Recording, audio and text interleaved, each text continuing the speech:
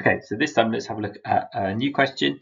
This question is going to be something along the lines of evaluate the view that there are few sufficient checks on the president's foreign policy. Now, that could be slightly amended. It has come up in the past about how far does Congress hold the power in foreign policy as opposed to the president. So there are different ways you can take on it, but I think kind of the simplest way to look at it would be a question on the way in which the president's foreign policy power is checked. Now, the first most obvious point to make is that the Constitution grants Congress the power to declare war. And therefore, constitutionally speaking, the president really has very little say over foreign policy. Now, Congress has actually voted to declare war on 11 occasions, most recently in 1941, and they voted to declare war on Japan and Germany, Romania, etc. in the Second World War. And so what we've got here is that constitutionally, Congress does have a very sufficient check on the president. The president cannot determine who the United States goes to war with. Is actually in the remit of Congress to make that decision. However, in reality, Congress has actually relinquished and given up the power to declare war. So now what is much more common is for the president to ask for authorization to use troops in combat. So they just ask the question and it goes to a vote in Congress. A really good example of that would be in 2002 when the President George Bush asked Congress for the authorization to use troops in Iraq, and Congress agreed readily to do so. This new scenario has been the case, basically since the Second World War. Most famously, in 1964, President Lyndon Johnson asked Congress for authorization to use force in Vietnam, something he called the Gulf of Tonkin Resolution. This has even now kind of gone further, because what we have also seen is that presidents have used force without authorization also. So, for example, Richard Nixon bombed Cambodia in 1969. Ronald Reagan invaded the island of Grenada, and all of these actions were taken without informing Congress prior to the use of force being taken. And so it's clear here that actually, although Congress has the constitutional power to declare war, they've long since given that power up, and really there aren't that many checks on what the president can do at all. Right, now despite that, Congress has actually attempted to gain some of the power it has lost to the president in foreign policy. So in 1973, after Richard Nixon bombed Cambodia, Congress passed something called the War Powers Act. And the War Powers Act said that the president had to notify Congress about the use of troops, and that Congress could demand the withdrawal of armed forces within 60 days of the passage of the War Powers Act. So it would appear that Congress has taken some of the power back from the president, and that there are now these sufficient checks on the president. But, and this is the core of the evaluation here, is that in reality, actually the War Powers Act has really achieved very, very little, if anything.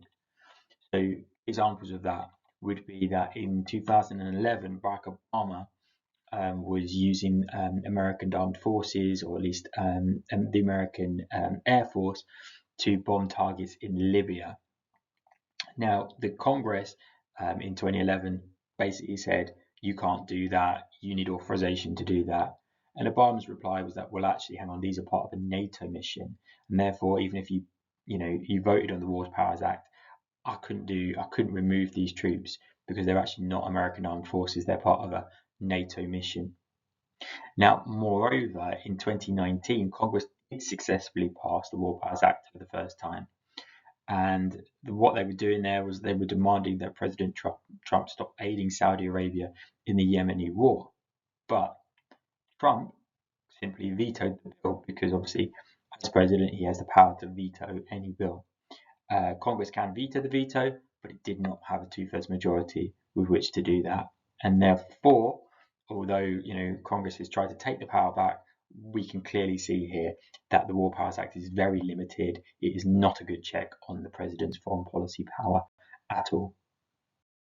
So another way in which the president dominates foreign policy is that they set the tone. So all presidents have implemented what is their vision for United States foreign relations, rather than the vision of Congress as a whole, which just is too large and diverse as a body to be able to set the tone for the whole nation. Now, some great examples of that would be in the 1980s, where Ronald Reagan took a much more belligerent tone in the Cold War. He escalated that conflict before he was then successfully able to negotiate its conclusion.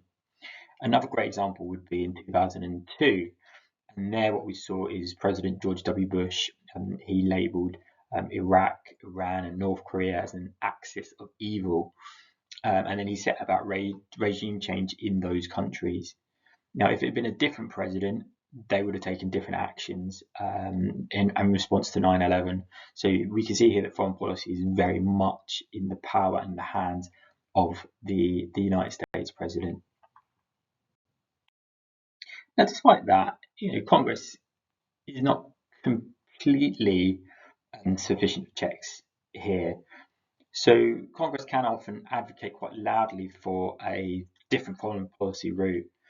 Examples I might give of this would be how in 2015 particularly, but also later in 2024, the Israeli Prime Minister Benjamin Netanyahu was invited to address Congress. Now, the first time he came, Congress did that against the wishes of President Obama, and President Obama was not even invited to meet Benjamin Netanyahu. The two had a very difficult relationship. And so here, this was an example of Congress basically saying, well, actually, President Obama, you're not pro-Israel enough. We're much more pro-Israel, and we're going to kind of show that now by inviting their prime minister to speak to our body. Now, in 2022, the Democrat leader in Congress, Nancy Pelosi, visited Taiwan, and that was despite the fact that President Biden said it was not a good idea right now. So what we saw here is Congress basically, and even the congressional leaders of the president's own party, taking a very different line to their own president, which demonstrates that really Congress does have this ability to kind of make its own foreign policy, or at least make inroads into its own foreign policy. But core to remember here, when we're evaluating these two arguments, which is that in reality, Pelosi's visit to Taiwan, it's kind of politically embarrassing for Biden. Netanyahu's visit to Congress and speech before Congress in 2015 is embarrassing for Barack Obama. But really, they changed little. They're very just kind of ceremonial. Ultimately, it's the president who, as commander-in-chief of the armed forces, has the power to determine and direct foreign policy. The leaders in Taiwan might be very happy to meet Nancy Pelosi. Benjamin Netanyahu might be very happy to meet the leaders of Congress, but ultimately, the people that they need to talk to if they want to change United States foreign policy is the president, and therefore really Congress doesn't have many checks here on the president's ability to set the tone of foreign policy. Now, one area where Congress will have more success in determining foreign policy, or checking the president's foreign policy, I should say, is in the more formal agreements made between a president and foreign powers. So it's become increasingly difficult for presidents to have treaties ratified by the Congress. Remember that treaty ratification is a power that is held exclusively by the Senate, and it requires a 2/3 majority to ratify one of those treaties. Now, most famously, a great example of that would be in 1919, where the US Senate failed to ratify the Paris Peace Treaty that was to end World War I. Now, the significance of that was that most of the core elements of that Paris Peace Treaty were actually fought over and designed and determined by the United States president at the time, Woodrow Wilson. So he went to all this trouble to kind of put this treaty together, and then the US Senate rejected it. And that really meant that, the peace that was given at the end of World War I was always like kind of hanging by a thread, really, and it never really got into a place where it could be successful. Now, other examples, for example, might be the SALT II agreement, which was negotiated by President Jimmy Carter in 1979, which was done to reduce the nuclear weapons held by both the United States and the Soviet Union. The Senate rejected that, although in reality Jimmy Carter himself had already kind of decided that perhaps this treaty was not a good idea. Now, that's not to say that the Senate will always reject a president's treaties. So some great examples of where they've actually ratified those treaties would be in 2011, so relatively recently. The Senate ratified the START Treaty, which again put limitations on the nuclear weapons held by the United States and the Soviet Union. And even more recently than that, in 2022, the Senate ratified the Kigali Amendment, which was actually the amendment on focused on climate change initiatives. So the Senate, quite surprisingly as well, voted with a 2/3 majority to accept that, which demonstrates that actually, in reality, the president won't always have their foreign policy prevented and blocked by the United States Congress. Quite often, they will actually ratify the treaties of the president.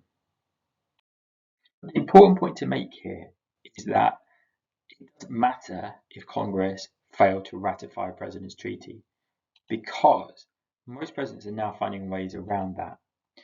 So an interesting point to make is that between 1946 and 1999, the United States federal government signed over 16,000 agreements with foreign powers. But 6% of those were submitted to the Senate to be ratified. Essentially, of the 16,000 agreements with foreign powers, only 6% of those did the president say, oh no, these are actual treaties that need to be ratified. Instead, what presidents have a tendency to do now is they're using something called executive agreements. And these executive agreements don't require ratification from Congress. So we can see here already how presidents are finding loopholes, finding ways around the few checks that Congress has on their foreign policy power. Now, some good examples of these executive agreements. Most famously, in 2015, Obama signed two. So Barack Obama signed the Paris Climate Change Accords and something called the Joint Comprehensive Plan of Action with Iran, both in 2015. Now, in both occasions, they looked like treaties, they smelt like treaties, they acted like treaties, but guess what? Barack Obama said they weren't treaties, they were in fact executive agreements.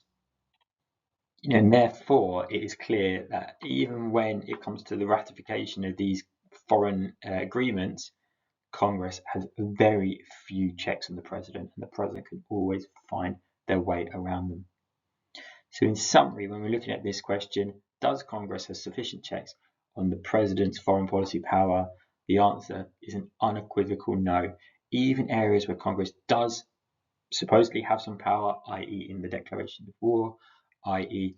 on the ratification of treaties, presidents have either now taken that power themselves, or Congress has given them that power, or the president has found some way around it. So this is a really easy question to answer. The answer is very simply that the president can do whatever they want in foreign policy.